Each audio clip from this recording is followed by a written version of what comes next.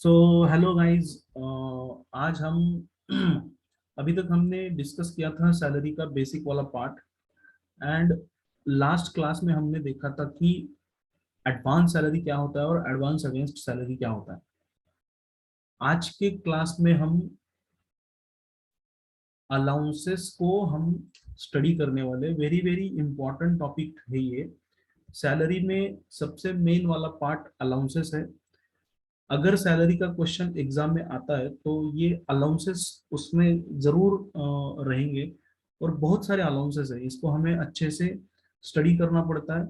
जो भी C S C M A के स्टूडेंट हैं, ठीक है, उनकी एग्जाम पॉइंट ऑफ व्यू और कंसेप्चुअल पॉइंट ऑफ व्यू भी ये अलाउंसेस बहुत महत्वपूर्ण है। तो आज की क्लास में हम ये स्टार्ट करेंगे।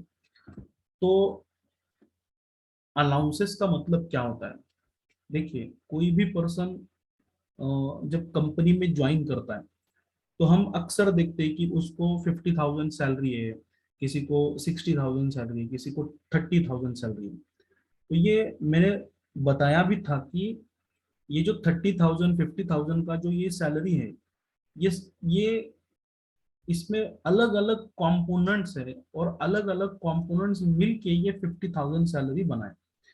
अब अलाउंसेस मतलब क्या होता है? Allowances means a fixed quantum of money given regularly in addition to salary. मतलब बेसिक सैलरी जो आपको मिल रही है वो तो मिल ही रही है, प्लस आपको क्या मिलने वाले? अलाउंसेस मिलने वाले कंपनी की तरफ से। परक्विजिट खैर उन लोगों को मिलती है जो कि हायर कैटेगरी वाले एम्प्लॉय है, जैसे कि बड़ा मैनेजर है तो उन्हीं को परक्विजिट्स मिलते हैं। परक्विजिट्स का मतलब मैं आपको बाद में समझाऊंगा।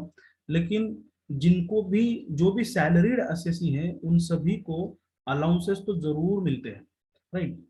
अब ये अलाउंसेस क्यों दिए जाते हैं? कि कोई पर्टिकुलर रिक्वायरमेंट या फिर कोई पर्टिकुलर आपका जो भी एक्सपेंसेस है उसे कवर करने के लिए ये अलाउंसेस दिए जाते हैं, right. So basic salary plus आपको अलाउंसेस मिलने वाले हैं कंपनी की तरफ से। इन अलाउंसेस की टैक्सेबिलिटी हम देखने वाले हैं।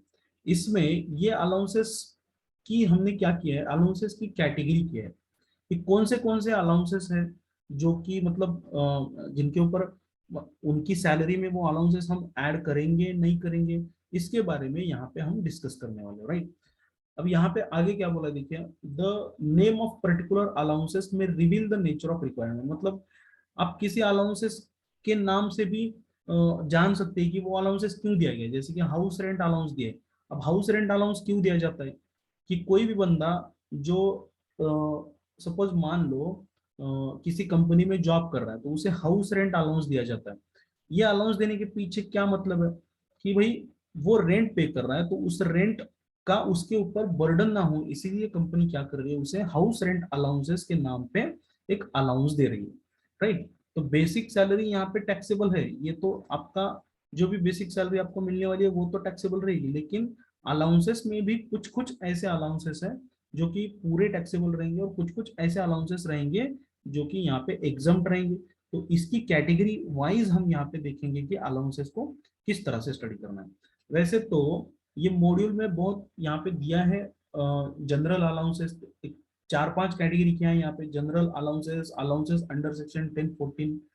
लेकिन इसको पढ़ने के लिए मैंने आपके सामने एक नया यहाँ पे शॉर्टकट यहाँ पे प्रिपेयर किया है। वो शॉर्टकट अगर आप देख लेंगे तो आपको अच्छे से अलाउंसेस याद रखने में यहाँ पे जरूर हेल्प होगी।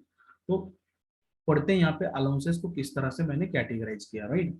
तो बेसिक अलाउंसेस मतलब क्या होता है ये तो समझ में आ गया कि सैलरी के साथ साथ ये सारे अलाउंसेस है जो कि एम्प्लॉय को दिए जाते हैं। अलग अलग नाम से ये अलाउंसेस दिए जाते हैं सो दैट एम्प्लॉय का जो बर्डन है, जैसे कि हाउस रेंट वाला बर्डन है, वो कम हो जाए।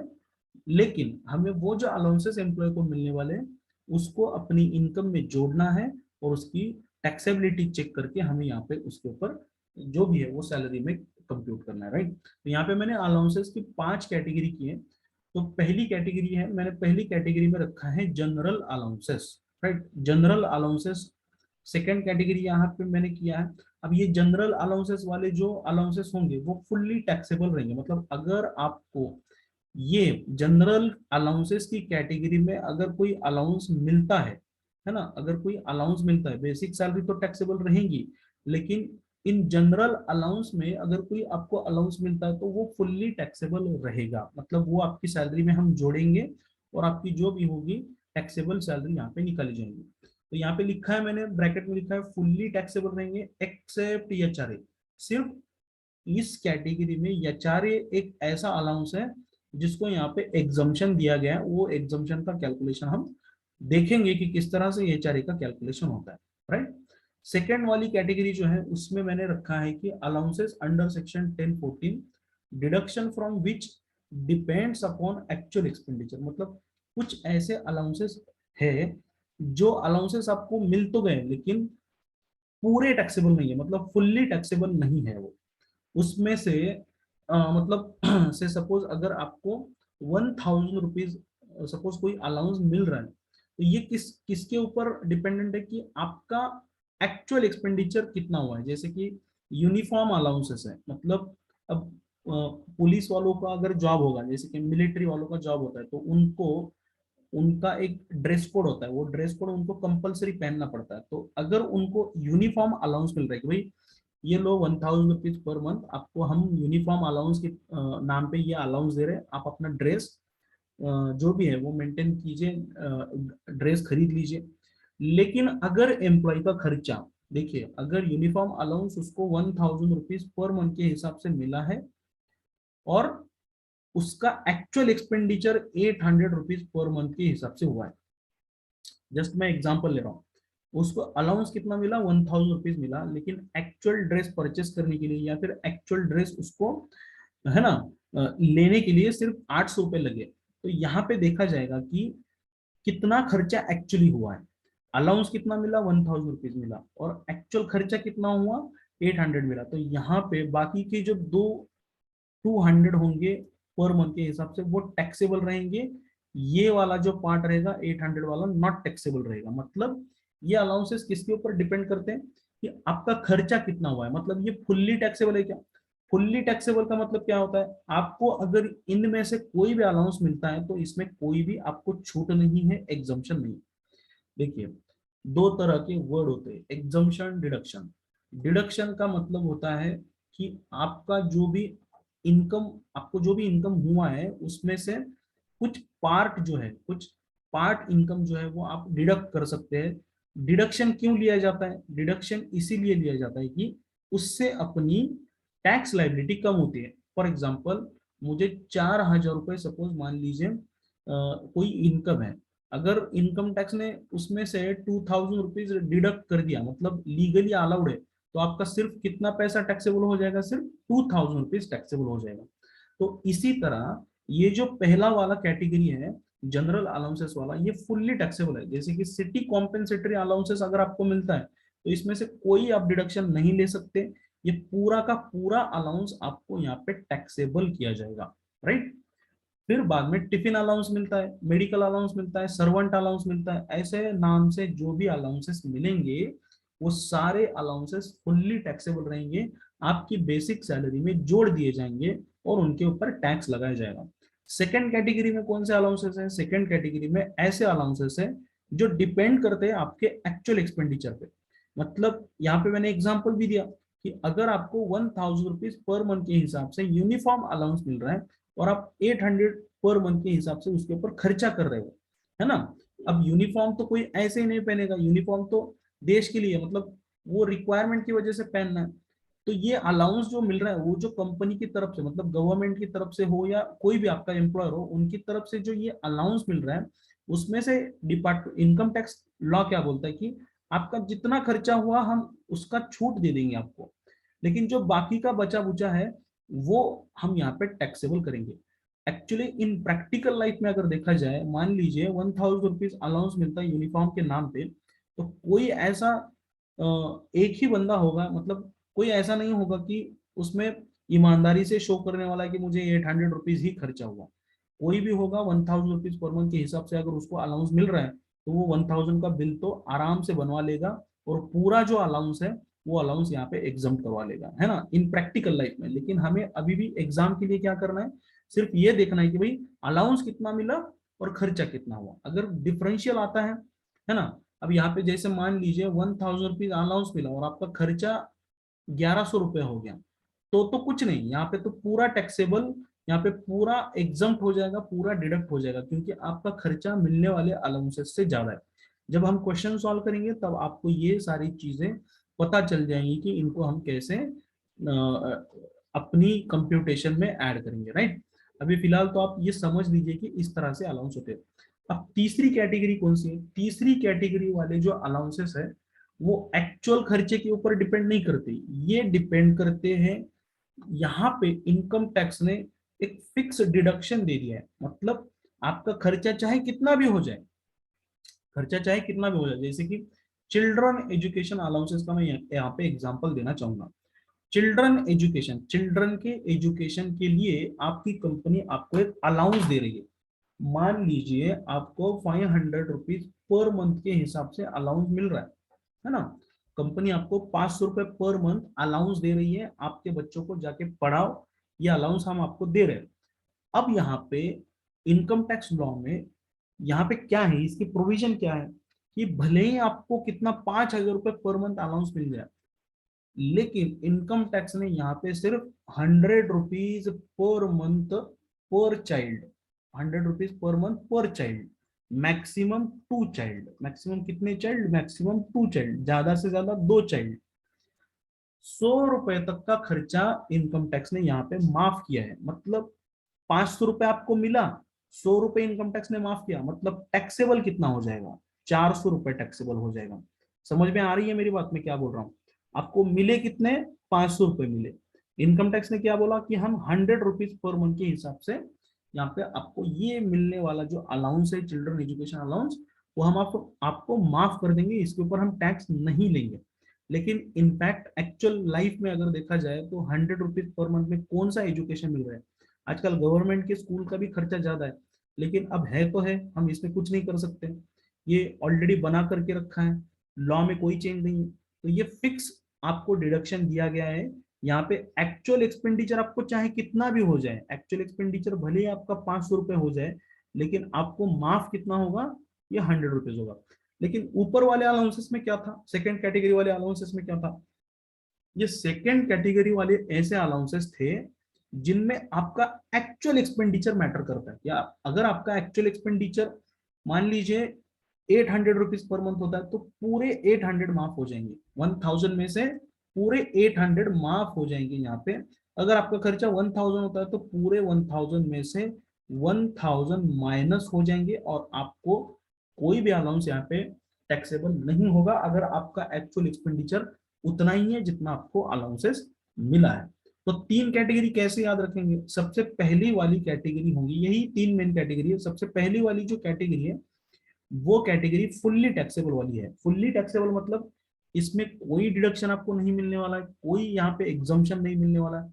अगर इस नाम से आपको अलाउंस मिलता है, non practising allowances, medical allowances, तो सीधा सीधा आपके इनकम में उसे जोड़ दिया जाएगा और उसके ऊपर टैक्स लिया जाएगा, ठीक है। सेकेंड कैटेगरी वाले जो अलाउंसेस है वो डिपेंड करते हैं कि आपका एक्चुअल एक्सपेंडिचर कितना हुआ है और आपको अलाउंस कितना मिला है। इसका एग्जांपल मैं ऑलरेडी दे चुका हूं। थर्ड कैटेगरी वाले जो अलाउंसेस है वो डिपेंड आपके एक्चुअल एक्सपेंडिचर पे नहीं करते। यहाँ पे क्या दिया गया है, इनकम टैक्स ने यहाँ पे फिक्स डिडक्शंस दिया है। हम इनकम टैक्स लॉ में यहाँ पे फिक्स डिडक्शन दिया है, आपका एक्चुअल एक्सपेंडिचर चाहे कितना भी हो, आपको फिक्स डिडक्शन दिया गया है, बस उतना डिडक्शन लेने का, बाकी का सारा जो अलाउंस होगा वो टैक्सेबल रहेगा।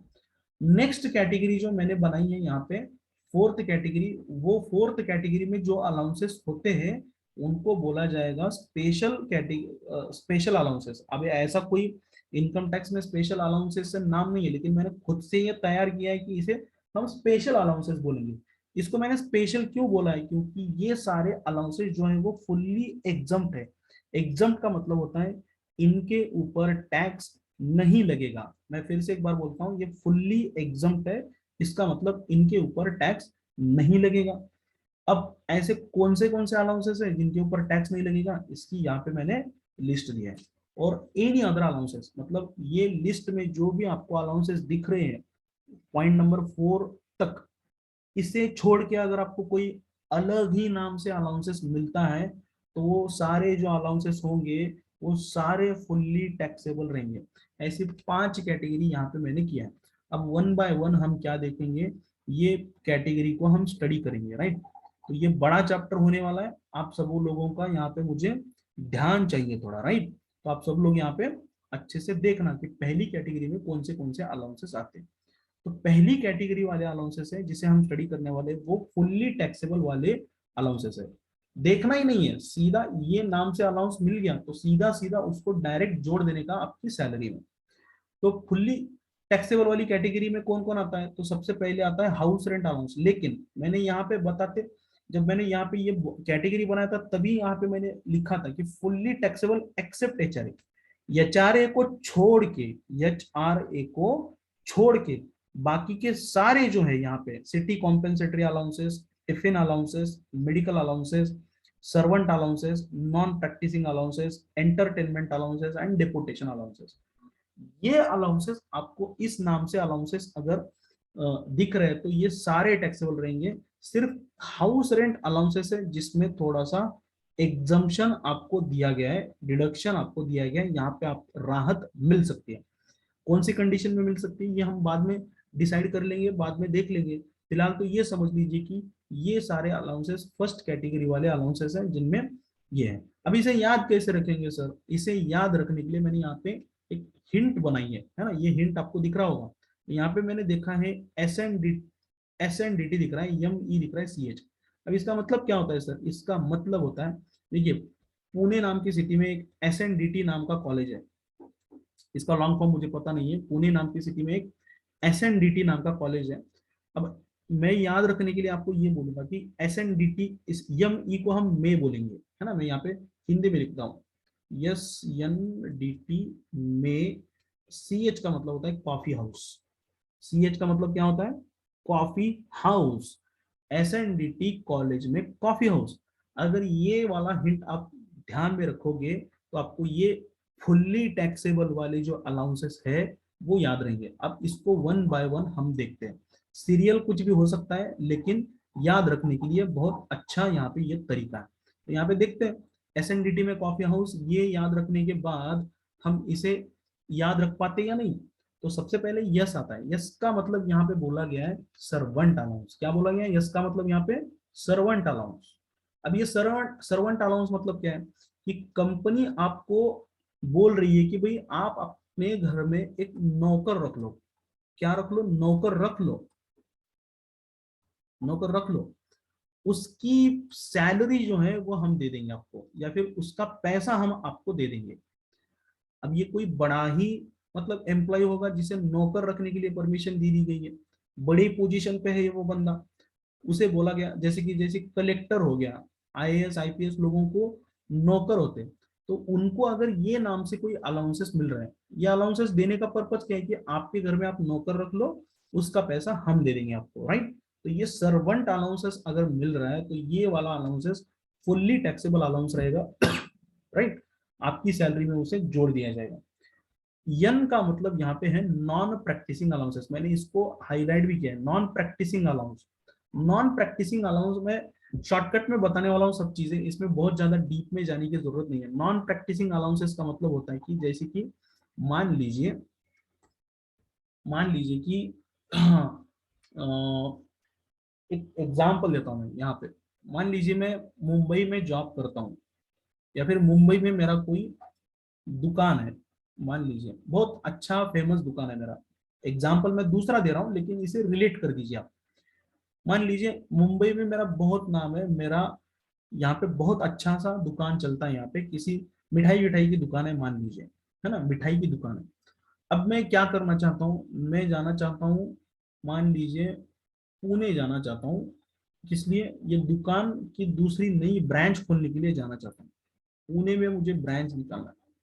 अब जैसे मैं डिसाइड करता हूँ पुणे में ब्रांच डालने के लिए या फिर पुणे में ब्रांच शुरू करने के लिए, पूना के जो मिठाई वाले होते हैं वो परेशान हो जाते हैं, वो बोलते हैं यार ये मुंबई वाला यहाँ पे पूना में आ गया तो अपनी तो वाट लग जाएगी। क्यों, क्योंकि ये बड़ा फेमस है, ये इसकी दुकान पुणे में आने के बाद क्या हो जाएगा, हमारी दुकान तो नहीं चलेगी। तो ये पुणे वाले लोग क्या बोल रहे हैं, इस मुंबई वाले को जरा गौर से सुनिए, मैं क्या बोलने की कोशिश कर रहा हूँ। ये पुणे वाले मिठाई वाले मुंबई वाले मिठाई वाले को बोल रहे हैं कि भाई तू यहाँ पे मत आ, मत आ यहाँ पे। तो मुंबई वाला बोल रहा है क्यों भाई, मैं हर जगह पे बिजनेस कर सकता हूँ, आप कौन होते हैं मुझे रोकने वाले, मुझे तो राइट दिया है पूरे हमारे कॉन्स्टिट्यूशन ने, मैं कहीं पे भी जाके बिजनेस कर सकता हूँ। तो ये पुणे वाले बोल रहे कि जी हाँ, आप कहीं पे भी जाके बिजनेस कर सकते हैं, लेकिन हम नहीं चाहते कि आप मुंबई में आ जाओ। हम आपको एक काम करते हैं, आप पुणे में ना आने के लिए, ध्यान से सुन लो मेरी बात में क्या बोल रहा हूं, आप पुणे में ना आने के लिए आपको हर महीना आपको 10,000 रुपीज दे देंगे। आप पुणे में मत आइए, हम आपको वैसे ही ना आने के लिए 10,000 रुपीज दे देंगे। तो मुंबई वाला बोलता है ये बड़ा अजीब हो गया, मुझे तो दुकान भी डालने की जरूरत नहीं है, सिर्फ मेरे आने से ही यहाँ पे जो भी है वो डर रहे लोग, और मुझे ना आने के लिए किस लिए पैसे मिल रहे हैं, मुझे ना आने के लिए 10,000 रुपीज मिल रहे हैं। क्योंकि ये अगर आ गया बंदा, तो पुणे वाले लोगों को ये डर है कि हमारी दुकान नहीं चलेगी, तो ये बोल रहे कि आप मत आओ, हम आपको वैसे ही 10,000 रुपए दे देंगे, सब मिठाई वाले मिलके। तो यहाँ पे राजी हो गया। तो ये नॉन प्रैक्टिसिंग अलाउंसेस भी उस कैटेगरी वाला अलाउंसेस है। नॉन प्रैक्टिसिंग अलाउंस मतलब होता है कि प्रोफेशनल को किसी और यहाँ पे जैसे कि आप सीए में हो तो आप प्रैक्टिस मत कीजिए, हमारे यहाँ पे जॉब कीजिए, है ना, प्रैक्टिस ना कीजिए, हमारे यहाँ पे जॉब कीजिए, राइट। तो इसीलिए ये, अब आप प्रैक्टिस नहीं करेंगे तो आपका प्रैक्टिस वाला इनकम तो जा रहा है। तो आप बोल रहे हैं कि मैं प्रैक्टिस करता तो मेरा इनकम बढ़ता। तो यहाँ पे नॉन प्रैक्टिस करने के लिए आप, कंपनी आपको क्या कर रही है, कॉम्पेंसेट कर रही है, एक अलाउंस दे रही है, बोल रही है कि भाई तू प्रैक्टिस मत कर, पूरा फोकस हमारे कंपनी में कर, और हम उसके लिए आपको सेपरेट अलाउंस दे देंगे। अगर इस तरह का कोई अलाउंस मिलता है तो ये अलाउंस भी फुल्ली टैक्सेबल रहेगा। I hope you understood. Point number third है, अब एस एन हो गया, डी का मतलब होता है डेप्यूटेशन अलाउंसेस। अब ये डेप्यूटेशन अलाउंसेस क्या होता है, डेप्यूटेशन अलाउंस एक ऐसा अलाउंस है, मान लीजिए कि आपका जॉब है पुणे में, पुणे में आप रेगुलरली जॉब करते हो। अब सडनली आपको बोला गया कि आप एक काम कर दो, मान लीजिए पुणे में आप मैनेजर की पोस्ट पे हैं। अब आपको बोला गया कि तू एक काम कर, तू बैंगलोर चला जा, बैंगलोर चला जा, राइट। अब बैंगलोर तो बहुत महंगी सिटी है, क्यों चला जाना है बैंगलोर के लिए, क्योंकि वहां का जो मैनेजर है, वहां का जो मैनेजर है वो किसी कारण कंपनी में, मान लीजिए एक 6 महीने के लिए, 6 मंथ्स के लिए नहीं आ सकता, कोई भी रीजन हो सकता है, वो चला गया, छोड़ के चला गया, या फिर कुछ भी हो गया। तो कंपनी क्या कर रही है, पुणे वाले मैनेजर को वहां की सिचुएशन हैंडल करने के लिए, तब तक जब तक कि कोई नया मैनेजर यहाँ पे नहीं आता, तब तक ये पुणे वाले मैनेजर को कहाँ पे भेज रही है, बैंगलोर भेज रही है। समझ में आ गया, बैंगलोर भेज रही है। अब सडनली बैंगलोर जाने की वजह से इस बंदे का क्या नुकसान हो रहा है, सडनली बैंगलोर जाने की वजह से इस बंदे का यहाँ पे रेंट बढ़ रहा है, रेंट बढ़ रहा है और खर्चा बढ़ रहा है, क्योंकि पुणे सिटी और बेंगलोर सिटी में अंतर है, फर्क है, डिफरेंस है। बेंगलोर बहुत महंगी सिटी है, इसकी वजह से इसका नुकसान हो रहा है। तो कंपनी क्या बोल रही है, तो चिंता मत कर, हम तेरे को क्या देंगे, डेप्यूटेशन अलाउंस देंगे। देखिए कोई भी बंदा किसी दूसरे की जगह पे कुछ दिनों के लिए या फिर कुछ मंथ्स के लिए उसकी पोजीशन हैंडल करने के लिए जाता है, तो उसको डेप्यूटेशन बोला जाता है। डेप्यूटेशन बोला जाता है, डेप्यूटेशन मतलब टेम्पररी ट्रांसफर। लिख दीजिए आपकी नोटबुक में, जिधर किधर भी जगह मिल रही है, अगर आपका मॉड्यूल सामने है तो उसी पे लिख दीजिए। डेप्यूटेशन का मतलब क्या होता है, परमानेंटली ट्रांसफर नहीं किया है, टेम्पररी ट्रांसफर किया है, टेम्पररी ट्रांसफर। जब वो सामने वाला बंदा आ जाएगा तो आपको फिर से यहाँ पे आपकी पहली वाली पोजीशन पे लाया जाएगा। अब ये टेम्पररी ट्रांसफर करने की वजह से बंदे के खर्चे बढ़े, तो ये खर्चे उसको, है ना, मैनेज वो कर सके, इसलिए ये अलाउंस दिया गया है, राइट। तो अगर आपको ऐसा कोई अलाउंस मिलता है तो बिना देखे इसको पूरा सैलरी में जोड़ देने का है, क्योंकि ये फुल्ली टैक्सेबल वाली कैटेगरी में आता है। अब ये कैटेगरी में, फुल्ली टैक्सेबल वाली कैटेगरी में क्यों आते हैं सर, ये तो आप सीधा सीधा इनकम टैक्स डिपार्टमेंट को जाके पूछ सकते हो। मुझे इसका आंसर नहीं पता है, बस मैं इतना बता सकता हूँ कि ये वाले अलाउंसेस आपको क्या करने हैं, फुल्ली टैक्सेबल कैटेगरी वाले अलाउंसेस हैं, आपको सैलरी में प्योरली यहाँ पे जोड़ने, राइट। आगे चलते, टी का मतलब होता है transport allowance, sorry tiffin allowance बोला जाएगा इसको। टी का मतलब यहाँ पे टिफिन अलाउंस बोला जाएगा। अगर आप कंपनी, आपकी कंपनी आपको टिफिन अलाउंस दे रही है, वैसे टिफिन तो आप घर से लाते हैं, लेकिन कंपनी आपकी फिक्र करती है कि आपको खाना खाने के लिए कंपनी पैसा दे रही है ना, 50 रुपए, 60 रुपए, 100 रुपए, जितना भी अलाउंस दे रही है, टिफिन अलाउंस के नाम पे अगर कुछ आपको पैसा मिल रहा है कंपनी की तरफ से, तो वो भी पैसा यहाँ पे फुल्ली टैक्सेबल रहेगा और आपकी सैलरी में जोड़ दिया जाएगा, राइट। आगे चलते हैं, यम का मतलब होता है मेडिकल अलाउंस। आपकी हेल्थ अच्छी रहे, आप हेल्थ अच्छी रहे, या फिर आपको हो सकता है हॉस्पिटल के खर्चे हो, इसीलिए कंपनी आपको मेडिकल अलाउंस दे रही है। मेडिकल अलाउंस के नाम पे अब हर महीने हर दिन थोड़ी ना कोई आदमी मेडिकल में जाता है या फिर हॉस्पिटल में जाता है, लेकिन आपको फिर भी मिल रहा है, अलाउंस मिल रहा है, फिक्स अलाउंस मिल रहा है, हर महीने मिल रहा है अलाउंस। ऐसे अलाउंसेस को भी हम आपकी फुल्ली यहाँ पे टैक्सेबल रहेंगे और आपकी सैलरी में यहाँ पे जोड़ दिया जाएगा। ई का मतलब होता है एंटरटेनमेंट अलाउंस। इसके ऊपर एक प्रोविजन है, गवर्नमेंट एम्प्लॉई वालों को ये एंटरटेनमेंट अलाउंस एग्जाम होता है, लेकिन बाकी वाले लोगों को ये एंटरटेनमेंट अलाउंस फुल्ली टैक्सेबल है।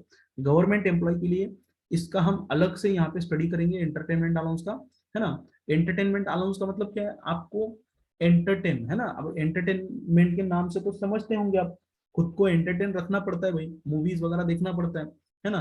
तो ये एंटरटेनमेंट अलाउंस जो है ये आपको मिल रहा है, ये अलाउंसेस भी फुल्ली टैक्सेबल है, except government employees. Government employees को ये एंटरटेनमेंट अलाउंस यहाँ पे एग्जम्प्ट है, उसके लिए अलग रूल है, मैं आपको तब बताऊंगा जब इस अलाउंस को हम डीप में स्टडी करेंगे। सी का मतलब हो रहा है यहाँ पे city compensatory allowances. City compensatory मतलब वही मैंने जब पुणे और बेंगलुरु की बात बताया था, वही सेम बात यहाँ पे मैं रिपीट करना चाहूंगा। किसी किसी सिटी में आपको सेटल होने के लिए, मतलब जैसे कि आप किसी विलेज में रहते थे या फिर मतलब किसी ऐसी सिटी में रहते थे जो महंगी नहीं थी, और सडनली आपका ट्रांसफर हो गया किसी बड़ी सिटी में, मान लीजिए मुंबई जैसी सिटी में या फिर दिल्ली जैसी सिटी में आपका ट्रांसफर हो गया, तो ये सिटी महंगी वाली सिटीज है, यहाँ पे हर चीज महंगी मिलती है, तो ये सिटी में जाने की वजह से आपका जो खर्चा बढ़ा है, वो खर्चे को कॉम्पेंसेट करने के लिए, कॉम्पेंसेट का मतलब क्या होता है, उसका मुआवजा बोलते हैं उसको, कॉम्पेंसेट करने के लिए ये सिटी कॉम्पेंसेटरी अलाउंस दिया जाता है। लेकिन इस तरह से कोई नाम आपको दिखा तो ये क्या बन जाएगा, फुल्ली टैक्सेबल, एफटी बोलेंगे हम उसको, राइट। और लास्ट में आता है ये हाउस रेंट अलाउंसेस है, ये अकेला इस कैटेगरी का अलाउंसेस है, अलाउंस है जो पूरे तरह से टैक्सेबल नहीं है, इसमें कुछ आपको एग्जाम्पशन मिलने वाला है, इसको हम अलग से डीप में स्टडी करेंगे, क्योंकि अगर सैलरी का क्वेश्चन आपको एग्जाम में आता है तो कंफर्म पकड़ के चलिए हाउस रेंट अलाउंस तो आएगा ही आएगा, क्योंकि यहाँ पे इसका सेपरेट से कैलकुलेशन हमें करना पड़ता है। तो आई होप यू अंडरस्टूड, ये पहली वाली सिचुएशन आपको समझ में आ गई होंगी, राइट। अब सेकंड कैटेगरी, सेकंड वाली कैटेगरी जो है, इसके लिए भी मैंने हिंट यहाँ पे रखा है आप लोगों के लिए। ये कौन से वाले अलाउंसेस है, ये अलाउंसेस है deduction from which depends upon the actual expenditure. ये आपको सुनने में बड़ा मतलब थोड़ा हार्ड लग रहा होगा, लेकिन ये इसका कैलकुलेशन करते समय आपको यूं मतलब इजी कैलकुलेशन कर लेंगे आप लोग, कोई बड़ी बात नहीं है इसमें। अब ये सेकेंड कैटेगरी में जो भी अलाउंसेस है, ये डिपेंड करती है कि आपका एक्चुअल एक्सपेंडिचर कितना है, जितना एक्चुअल एक्सपेंडिचर होगा उतना आपको एग्जाम्पशन मिलेगा, प्रोवाइडेड अलाउंस से ज्यादा एग्जाम्पशन नहीं मिलेगा, जितना अलाउंस है उतना पूरा माफ हो सकता है। मतलब क्या सर, मतलब ये कि आपको अगर 1000 रुपीज अलाउंस मिला और आपका खर्चा 1200 रुपया हो गया, तो ज्यादा से ज्यादा कितना माफ हो जाएगा, 1000 हो जाएगा, है ना। ऊपर के 200 आपने खुद से खर्चा कर लिए, उससे हमें कोई लेना देना नहीं है। और अगर आपको 1000 रुपीज अलाउंस मिलता है और उसमें से सिर्फ आपने 800 रुपये खर्चा किया, तो आपके यहाँ पे सिर्फ 800 माफ हो जाएंगे। तो ज्यादा से ज्यादा कितने माफ होने वाले, ज्यादा से ज्यादा माफ होने वाले जितना आपने खर्चा किया, मतलब इन दोनों में से विच एवर इज लेस जो होगा, मतलब कम जो होगा वो माफ होने वाला है। या तो एक्चुअल अलाउंस, देखिए मैं क्या बोलता हूँ, या तो एक्चुअल अलाउंस या फिर एक्चुअल एक्सपेंडिचर। मैं यहाँ पे लिख देता हूँ, यहाँ पे लिख देता हूँ मैं,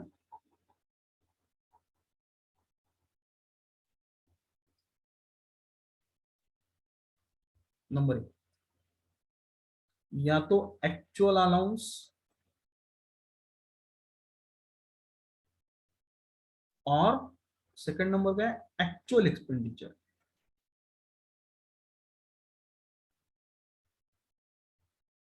इन दोनों में से क्या माफ होने वाला है आपका? Which ever is less,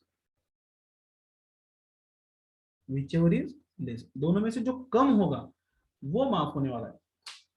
example देता हूं यहां पे मैं,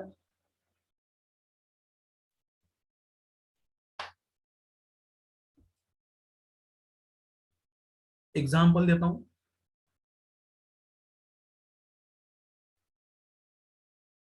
एग्जाम्पल देखिए, मान लीजिए मुझे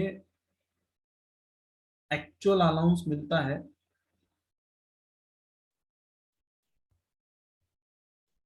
एक्चुअल अलाउंस मिला है 1000 रुपीज पर मंथ, है ना, और मेरा एक्चुअल एक्सपेंडिचर है, एक्चुअल एक्सपेंडिचर है 700 पर मंथ। तो मुझे कितना एग्जाम्पशन मिलेगा, मतलब कितना माफ हो जाएगा मेरा, जितना मैंने खर्चा किया है, विच एवर इज लेस, मतलब इन दोनों में से छोटा कौन है वो माफ होने वाला है। तो मेरा कितना माफ हो जाएगा यहाँ पे, 700 माफ हो जाएगा, है ना, 700 माफ हो जाएगा। और मेरा टैक्सेबल कितना हो जाएगा, टैक्सेबल हो जाएगा 300 रुपीज पर मंथ। कैसे आया है 300? 1000 मुझे मिला, उसमें से मैंने खर्चा कितना किया, 700 खर्चा किया। अब खर्चा कम है तो बाकी का तो आपका प्रॉफिट हुआ, वैसे देखा जाए तो बाकी का तो प्रॉफिट हो गया। तो ये वाला जो पार्ट है 300 वाला, ये वाला टैक्सेबल हो जाएगा, राइट। एग्जाम्पल नंबर दो, ये एग्जाम्पल नंबर वन हो गया। एग्जाम्पल नंबर दो, मान लीजिए एक्चुअल अलाउंस आपको मिला, एक्चुअल अलाउंस आपको मिला 1000 रुपीज पर मंथ, और आपका एक्चुअल एक्सपेंडिचर हुआ 1000 रुपीज पर मंथ। तो यहाँ पे कितना टैक्सेबल हो जाएगा, यहाँ पे जीरो टैक्सेबल हो जाएगा, क्योंकि जितना अलाउंस आपको मिला उतना आपने खर्च कर डाला, है ना। क्योंकि ये कैटेगरी वाले जो अलाउंसेस है वो डिपेंड करते हैं आपका एक्चुअल एक्सपेंडिचर कितना है, राइट। तो यहाँ पे आपका जीरो टैक्सेबल हो जाएगा। लेकिन पहली वाली कैटेगरी, मतलब जनरल कैटेगरी वाले जो अलाउंसेस देखे थे, वहां पे ऐसा कुछ डिडक्शन मिलता है क्या? नहीं, वहां पे ऐसा कोई डिडक्शन नहीं मिलने वाला है, वो फुल्ली टैक्सेबल वाली कैटेगरी वाले अलाउंसेस है। और यहाँ पे थर्ड, यहाँ पे जो यहाँ पे एग्जाम्पल है, यहाँ पे आपको मिला एक्चुअल अलाउंसेस मिला 1000 रुपीज पर मंथ मिला, और आपका एक्चुअल एक्सपेंडिचर हो गया, कितना हो गया एक्चुअल एक्सपेंडिचर, 1200 पर मंथ हो गया। तो यहाँ पे आपका कितना टैक्सेबल हो जाएगा, टैक्सेबल तो कुछ नहीं होगा, लेकिन ज्यादा से ज्यादा आपका माफ कितना हो जाएगा, 1000 रुपीज यहाँ पे माफ हो जाएगा। मतलब इसका डिडक्शन आपको मिल जाएगा, ऊपर के 200 का आपको कुछ बेनिफिट नहीं मिलने वाला है, क्योंकि आपको अलाउंस ही मिला था 1000 रुपीज, राइट। तो यहाँ पे 1200 रुपये माइनस नहीं करने का, कितना माइनस करने का, सिर्फ 1000 रुपीज वहां से माइनस करने का। आई होप यू अंडरस्टूड, समझा क्या आप लोगों को? एक बार हाँ बोलिए, आगे चलते हैं।